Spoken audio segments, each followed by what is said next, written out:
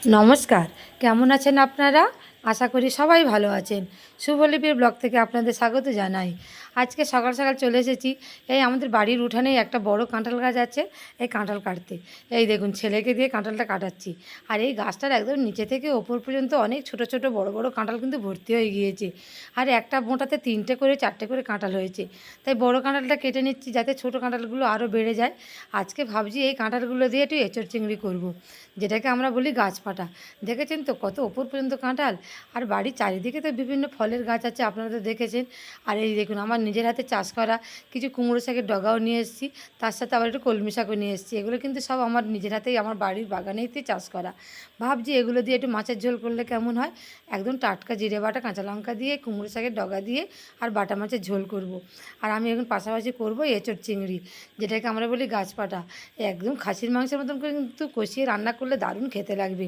আর কাঁঠালটা একদম কচি দেখেছেন।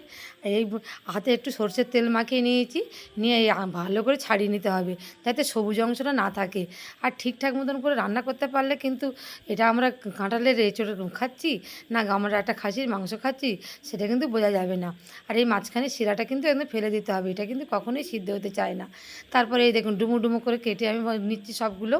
আগের দিনে কিন্তু যারা সব নিরামিষ খেত বা এখন যারা নিরামিষ খায় তারা কিন্তু এই কাঁঠালটাকে গাছপাঁটাই বলে। আমরা তো নিরামিষ রান্না এর আগে একবার করেছিলাম, কিন্তু আজকে আমি চিংড়ি দিয়ে করব। বেশ ভালো করে কষিয়ে কষিয়ে রান্না করব, একেবারে একটু মশলা দিয়ে ভালোই লাগবে কিন্তু খেতে। আর একটু নুন আর হলুদ দিয়ে গরম জলটা বসিয়ে দিয়েছি, তার মধ্যে কিন্তু একটু সিদ্ধ করতে দেবো। এই দেখুন আমি আর দুটো আলু দিয়েছি পরিমাণ সাইজের। একটু আলু দিলে বেশ গ্রেভিটা কিন্তু ভালো হবে আর খেতেও ভালো লাগবে।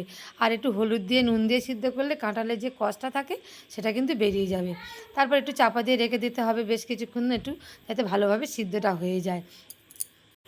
আর এই কাঁঠালটা কিন্তু খেতে আমাদের বাড়িতে সবাই খুব পছন্দ করে। আমার বড় মেয়ে, আমার হাজব্যান্ড, আমারও খুব ভালো লাগে। নিরামিষ রান্না করলেও ভালো লাগে আর এমনিতে কিন্তু চিংড়ি দিয়ে রান্না করলে সেটাতেই ভালো লাগে।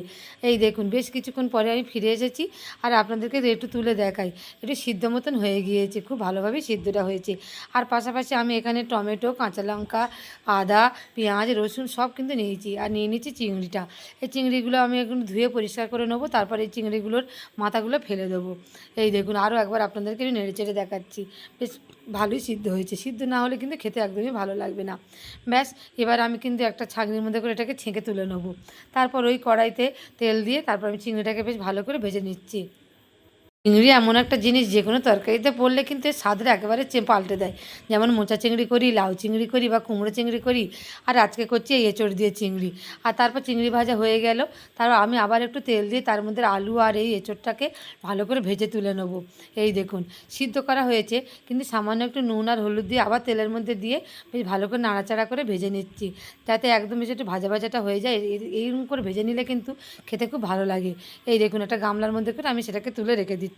এবার কড়াইতে তেল দিয়ে আমি পেঁয়াজ দিয়ে দিলাম, দিয়ে আবার ভালো করে কষিয়ে নিচ্ছি। আবার একটু নুন তেজপাতা সব দিয়েছি, রসুনও দিয়ে দিলাম, দিয়ে আবার একটু ভালো করে কষিয়ে কষিয়ে নেবো, যাতে পেঁয়াজটা বেশ ভালো করে লাল লাল করে ভাজা হয়ে যাচ্ছে। তারপর এক এক করে এর মধ্যে আমি জিরে বাটা, আদা বাটা সব দিয়ে দেবো। এই দেখুন আর এর একটা টমেটো কেটে রেখেছিলাম সেটাও কিন্তু দিয়ে দিচ্ছি। আর মশলাটা বেশ ভালো করে একটু কষালে সেই গ্রেভিটা বেশ ভালো হবে। এইভাবে কষাতে কষাতে যদি কড়াটা একটু সামান্য ধরে যায় তাতে একটু সামান্য জলও কিন্তু দিলে হয়। সামান্য একটু নুন দিয়ে দিয়েছি যাতে করে পেঁয়াজটা তাড়াতাড়ি একটু নরম মতন হয়ে যায়। আর এই দেখুন লঙ্কার গুঁড়ো, হলুদ গুঁড়ো, জিরে আদা বাটা সব কিছু দিয়ে আবার আমি বেশ ভালো করে কষিয়ে নেবো এই মশলাটা। মশলাটা একটু লেগে যাচ্ছিলো বলে সামান্য একটু জলও দিয়ে দিলাম, যাতে মশলাটা পুড়ে না যায়। এইভাবে ভালো করে নাড়াচাড়া করতে করতে করে নিচ্ছি। তারপরে কিন্তু এর মধ্যে আমি যে ভেজে রেখেছিলাম এঁচোড় আর আলুটা সেটা এর মধ্যেই দিয়ে দিচ্ছি, দিয়ে আবার একটু ওপর নিচ করে ভালো করে আমি কষিয়ে নেবো, যাতে সমস্ত মশলাগুলো এঁচোড় আর এই আলুটার মধ্যে চলে যায়। যে কোনো তরকারি সবজি একটু কষিয়ে কষিয়ে একটু ধৈর্য ধরে ভালোভাবে রান্না করলে কিন্তু খেতে খুবই ভালো লাগে। তারপর সামান্য একটু জলও দিয়ে আমি ভালো করে কষিয়ে নিলাম, আর ভেজে রাখা চিংড়িগুলো আমি এর মধ্যে দিয়ে দিচ্ছি, দিয়ে আবার একটু চাপা দিয়ে রেখে দেবো। দেখেছেন তো একটু নাড়াচাড়া করে সব জায়গাটা গামাকা মতন হয়ে যাবে, দিয়ে আমি এখানে চাপাটা দিয়ে রেখে দিচ্ছি। এর ভালো করে ফুটে উঠুক, আমার সিদ্ধ করা জিনিস তারপর ভেজে নেবো নিচে, আর বেশি কিন্তু সময় লাগবে না, যাতে মশলাটা একটু সিদ্ধ হয়ে যায় সেই পর্যন্তই। এই দেখুন তরকারির কালারটা কত সুন্দর এসেছে তাই না?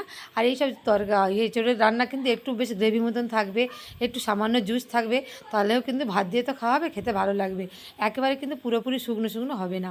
আর এই নামানোর আগে কিন্তু 1 চামচ গরম মশলা আমি এর মধ্যে দিয়ে দিচ্ছি। ব্যাস তৈরি হয়ে গেল কিন্তু আমার এঁচোড় চিংড়ি। দারুণ কিন্তু একটা সুঘ্রাণ বেরিয়েছে। এবার নামানোর পরে 1 চামচ ঘি কিন্তু আমি ওপর থেকেই ছড়িয়ে দিলাম। আর যারা ঘি খেতে ভালোবাসে না তারা কিন্তু ঘি দেবেন না, কিন্তু ঘি দিলে এই তরকারির স্বাদটা আরও বহুগুণে বাড়িয়ে দেয়। ব্যাস দুপুরবেলার সব কিছু রান্না আমার হয়ে গিয়েছে। এই আমের চাটনি করেছি, এঁচোড় চিংড়ি করেছি, আমি একটু উচ্ছে ভাতে দিয়েছি, আর একটু ডিম কষা করেছি। ব্যাস, আর আমি কুমড়ো শাকের ডগা দিয়ে বাটা মাছের ঝোল। তাহলে কেমন লাগলো আজকের আমার এই ভিডিওটি ভালো লাগলে সবাই কিন্তু একটা লাইক করবেন, কমেন্ট করবেন, আর পেজটিকে ফলো করে পাশে থাকবেন। আর দেখা হচ্ছে আপনাদের সঙ্গে নতুন কোন ভিডিও। ধন্যবাদ।